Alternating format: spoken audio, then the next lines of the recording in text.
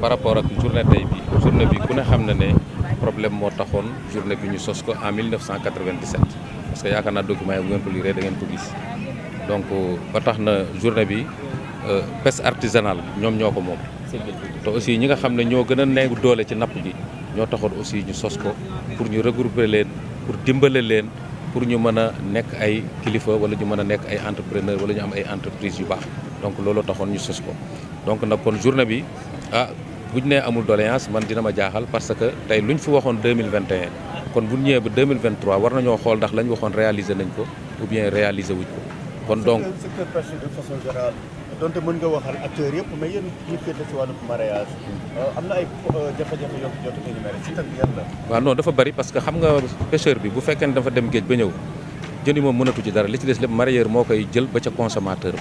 kon déjà jafe-jafe yi nga xam ne moo nekk ci kaw këli bi ak ci kaw suuf si yëpp kon mareyeur moo koy jonkanteeg moom parce que boo xoolee premier problème yi njëkk a am mooy na xam ne carte professionnelle comme ni ma ko waxee des mareyeurs amul benn carte ci Sénégal boo xam ne ñu ngi koy fekk chaque année 30 000 francs amul carte professionnelle du carte benn bu ñuy fay 30 000 du carte commerçant bi te ba pare carte mareyeur boobu dafay am carte commerçant parce que da ngay am registre de commerce pour nga mën a am carte mareyeur da ngay am casier judiciaire pour nga mën a am carte mareyeur mais yooyu yëpp du problème mais chaque du 31 au 1er et 31 décembre lay yem kon donc loolu lañ bëgg ñu changer ko parce que li tax ñu di ko changer mooy décret la woon parce que jamono yi Abdou Diouf dañu ko éliminer woon carte mareyeur amutoon mais dañu dem toll ci àdduna bi foo xam dañu war a identifier métiers yi ñan ñoo koy liggéey moo tax ñu ne leen ñu indil carte mareyeur mais kon bu ñu ko indee ba pare mu nekk jafe-jafe ci askan wi war nañoo mën a seetaat solution boo xam ne dinañ ko mën a def muy 3 ans ou bien 4 ans chaque année mais 30 000 francs dafa métti mareyeur yi mënatuñ ko loolu mooy problème bi ak li nga xam ne tey bokk na ci jafe-jafe yi mooy tey problème mu circulation tey boo xoolee fu mel ni zone bi may tudd sax mooy zone bi nga xam ne fa la jën féete kenn ku nekk xam na ne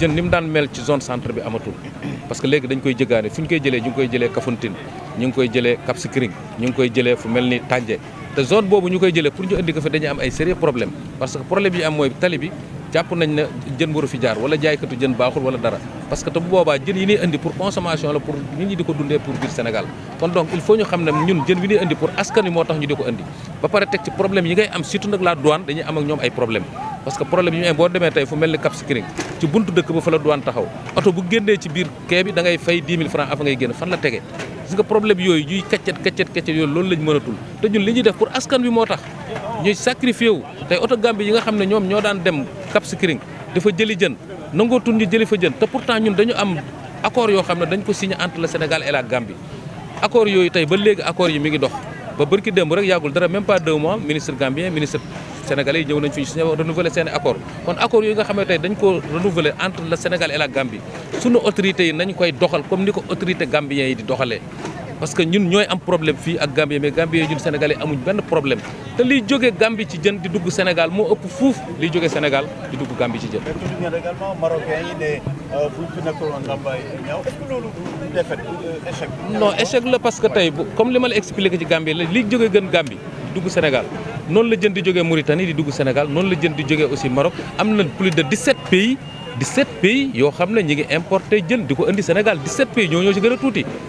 17 pays ñu ngi fi indi jën te jën yooyu ñuy indi noonu ay jën yar la am na ci jën yoo xam ne yow xamoo lu muy dundee man xawma lu muy dundee kon li ñu war a def mooy jën yi nga xam ne moo nekk suñu géej gii li muy néew nañ ko préserver su ko defee ñu ut ay solution parce que buñ ne dañuy yàq rek dañuy yàq mais yàq am na ku ko war a défendre mooy kilifa yi nga xam ne ñoom ñoo ŋànk réew bi nañ jël seeni responsabilité ku yàq ñu teg la daan su ko defee ñu def ay repos biologique parce que mool yi sonn nañ parce que li nga xam ne ñun ñëpp ñu ngi ko daan liggéey xale yi daan ko liggéey jeunes yi di ci daan seen doole mais xale yi gisatuñ ko looloo tax xale yi di fàq di dem te bu ñu waxee ñu ne mool yi demuñ ñan ñooy dem parce que gaal yi mool yi ñoo leen di yóbbu. état du Sénégal jël xaalis la ma leen ay camions à travers la DER mais mel na ne camions yu gisuñu ko demul yóbbul jën bi ci Sénégal. en tout cas camions yi moom li ma la ci mën a tontu actuellement man de aw ma ko woon joxuñu ma ko am na nag ay mareyeurs yu ñu ko joxoon waaye man maa ngi ci loué fi ñu toll nii parce que ñi ngi ko jox duñu ay mareyeurs man moom laa loué actuellement man naa la woon ay camions yoo xam ne maa leen loué gaare leen di leen liggéey di fay seeni borom par weer léegi nag kon man mi nga xam ne man lañ ko war a jox pourquoi ñu parce que détournement d'objectif yi parce que ñin ko war a jox joxul nañ ko jox ni ñu ko war a jox camions yi am na fu mu war a dem parce que distribution au niveau national la war a dem au niveau national du yéen Ndakaaru du Ndakaaru kese xanaa waa Màkka Koulibantang bokkuñu ci waaye Ngayeen Sabax ñoom foo leen di féetale ak ñeneen parce que ñooñu dañu war a am ci jën wi comme ni ko waa Mbuur ak waa Ndakaaru di amee kon donc nañ fexe ba loolu nga xam ne askan wi moo ko moom mu àgg ci askan wi su ko defee ñu mën a lekk jën bu bees comme ñoom parce que dañu am droit ci loolu te ñu arrêté nag les boutiques de poisson là parce que boutique de poisson yi ñi ngi yàq askan wi parce que jën yi ñuy jaay kenn xamul nu ñuy dundee. président laaj bi mujj dañuy wax ne yéen ñëpp yéen a ngi joxoñ bateau yi surtout chinois yi mais léegi directeur de cabinet nee na pêche industrielle 15% la 85% bi yëpp pêche artisanale la donc yàq-yàq bi da ngeen ko xool seen biir. waaw c'est-à-dire xam nga foofu suñu nee 85% du débarquement parce que débarquement mooy li askan wi di dundee. mais ñoom 15% boobu maanaam ñoom 15% la ñuy bàyyi ci li askan bi di dundee ñoom seen 85% dañ koy exporter mu dem parce que noonu la demee ñoom seen 85% kon dundaluñu askan wi ñoom li ñuy napp dañ koy yóbbu bitim réew dund askan wi dundee wuñ ko ñun li ñuy napp moom la askan wi di dundee parce que ñoom 15% lañ fiy bàyyi ñun ñu bàyyi fi 85% kon déjà kon kan lañ war a dimbali ci ñoom ñaar kan moo yore askan wi ci ñoom ñaar kan mooy dundal askan wi ci ñoom ñaar bañ kan lañ war a favoriser ci ñoom ñaar. c'est-à-dire foofu aussi Sénégal ak Chine amuñu accord de pêche gis nga yëf yi dafa yomb gi mooy xam nga Chine dañu tëj seen géej am na ci géej yoo xam ne yi tëj nañ leen 5 ans yi tëj nañ leen 10 ans te amuñu droit napp seen géej mais mënuñu taxaw liggéey il fallait que ñu indil ñu bateau yi bateau boo ci gis mu nekk trou chinois tey boo indee sa oto comme liñ koy exemple yi ñu ci jox ñu sénégaliser ko mais carte grise sa tur moo ci nekk mais pourquoi bateau bi du changé tur ci yëng-yëng yi rek moo ciy nekk jusqu'à présent ñoo ci nekk am nga gis nga bateau bu ñu def bateau chinois ñu changé tur bi mais kon parce que ñemuñu changé parce que moomuñu ko kon donc bu ñu nax nit ñi bu ñu nax askan wi yaakaar de man de am naa yaakaar ci ñaar mooy conseil présidentiel bi nga xam ne président mi ngi ko doon woote ci wàllu napp gi dafa war a gaaw ndax ñaar parce que immigration clandestine bi dee ci géej gi bëri na trop kenn mënu ko lim parce que loolu yëpp li ko waral mooy xale yi li ñu daan liggéey mareyeur bi transformatrice bi ñëpp li ñu daan liggéey mënatuñ ko liggéey parce que tey femme transformée bu ñu demee bay jënd ay carton di ko congelé di ko tooyal pour mën koo géej wala mën koo nangam kon jeex na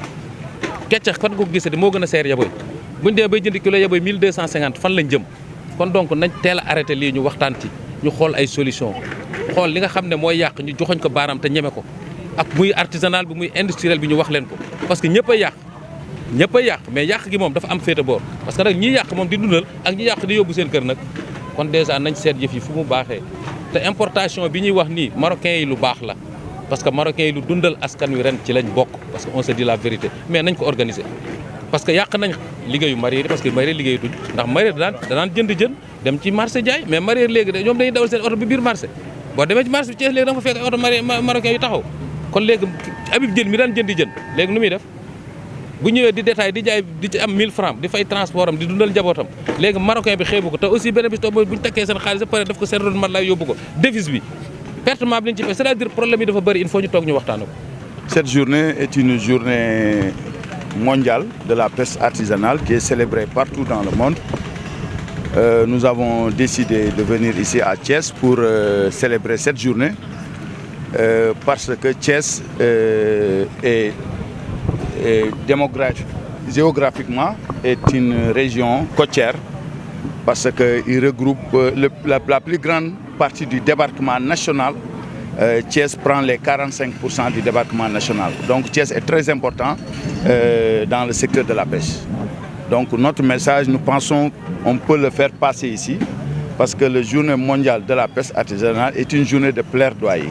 C'est une journée où on doit souligner les problèmes que nous rencontrons. Quels sont ces problèmes? Première préoccupation, les cartes professionnelles. Bon, ces problèmes sont nombreux parce que tout le monde constate qu'il y a la raréfaction des ressources. Voilà, la population sénégalaise ne voit plus les poissons. Donc ces problèmes, la cause est multiple parce qu'on peut en citer les accords de pêche avec l'Union européenne. On peut citer les sociétés mixtes chinoises. On peut citer aussi la pêche INN. On peut citer aussi la capture des juvéniles, la capture des juvéniles. Voilà, il y a beaucoup de causes de ce manque de poissons. Mais nous, ce que nous voulons faire savoir à l'État du Sénégal et au président de la République, que la pêche artisanale joue un rôle très important dans dans la fournition des poissons ici au Sénégal. Parce que 85% des poissons mangés ici au Sénégal est fourni par la pêche artisanale. Pour le moment, 17 pays justement importent en fait, du poisson pour le Sénégal. 17 pays voilà, importent leurs poissons ici, c'est parce qu'il n'y a plus de poissons ici. Voilà, c'est parce qu'il n'y a plus de poissons. Mais avant, on n'importe pas le poisson, on exporte le poisson. Voilà. Mais quand tu vois l'exportation, le taux d'exportation dans les industriels, le taux est élevé. Et on importe du poisson. Donc c'est contradictoire. On ne peut pas comprendre, on n'a pas de poisson jusqu'à on parte dans les pays limitrophes pour aller chercher des licences de pêche. Aujourd'hui, les Saint-Louisiens attendent des licences pour aller en Mauritanie. Aujourd'hui, les pêcheurs partent en Guinée-Bissau, en Guinée-Conakry pour aller chercher des licences de pêche. Et en même temps, on signe des licences de pêche ici au Sénégal. Voilà. En même temps, le taux d'importation du poisson est multiplié par 9. Avant, on n'importe pas le poisson, on exporte le poisson parce qu'il y avait le poisson ici. Voilà. Donc, ça prouve qu'il n'y a pas de poisson. C'est un problème de gouvernance de la pêche. Voilà. Voilà. C'est une mauvaise gestion des ressources de la pêche et non transparence dans la gestion des ressources de la pêche. Et quelle est la solution? Parce que nous demandons la publication des listings de bateaux autorisés à pêcher dans les eaux sénégalaises. Parce que tout Sénégalais a droit de savoir il y a combien de bateaux qui pêchent dans nos eaux. Même le Sénégalais qui est à Koussana, Koupengtoum, a le droit de savoir il y a combien de bateaux qui pêchent dans nos eaux. Mais jusqu'à présent, par manque de transparence, on ne sait pas il y a combien de bateaux dans nos eaux. Ça, c'est un point très important. Deuxièmement aussi, vous voyez qu'il y a l'immigration clandestine. Avant, c'est les pêcheurs qui amenaient les immigrants, mais il n'y avait pas une forte population des pêcheurs qui partaient. Mais aujourd'hui, on dit que c'est le renverse. Il y a 90% des personnes qui partent en immigration clandestine, c'est des pêcheurs, c'est des gens du métier de la pêche. Ce n'est pas le pêcheur seulement. Parce qu'il y a le pêcheur, il y a le marieur, il y a le chauffeur, il y a le lag-lagal, brom saret, il y a l'hydrocarbure. Tous ces gens qui font le métier de la pêche, aujourd'hui, ils s'embarquent sur ces pirogues-là. C'est parce qu'ils ne trouvent plus la ressource. Certains demandent des assises de la pêche ou bien des états généraux. Vous pensez peut-être du même avis? Oui, parce que le président de la République nous avait promis d'organiser un conseil présidentiel sur la pêche depuis plus de 3 ans. On pense que ce conseil présidentiel, si c'était tenu, aujourd'hui, on ne va pas en être là. Voilà, parce que ce conseil allait soulever les véritables problèmes du secteur. Parce que ce secteur, on ne peut pas le régler sans impliquer les acteurs. Parce que ce sont les acteurs qui travaillent dans ce secteur. Et puis ce secteur fait vivre plus de 3 millions de personnes. C'est-à-dire plus de 3 millions de personnes s'activent dans ce secteur-là. Voilà. Donc c'est un secteur très important dans l'économie du Sénégal. Donc le secteur de la pêche artisanale doit être protégé. Voilà, parce que nous, aujourd'hui, au Sénégal, nous sommes en crise économique, sociale, très profonde. Parce que si on reste aujourd'hui, c'est à cause de Maroc. Aujourd'hui, on trouve le poisson qu'on appelle le mulet là. Que tous les Sénégalais aujourd'hui, c'est le mulet qu'ils mangent. Tu vois, non, c'est grave. Parce qu'avant, le Sénégal n'importait pas le poisson. Si là, les mareyeurs, quand même, ne sont pas des pauvres, excusez-moi du terme, vous êtes des richards. Pourquoi vous ne pouvez pas payer une carte professionnelle à 30 000 francs par an? Bon, le problème, ce n'est pas le prix de la carte professionnelle. Le problème, c'est la durée. Parce que pour renouveler la carte, il faut que tu refères ta carte judiciaire, ton casier judiciaire, et puis aller aussi faire une demande qui va prendre du temps.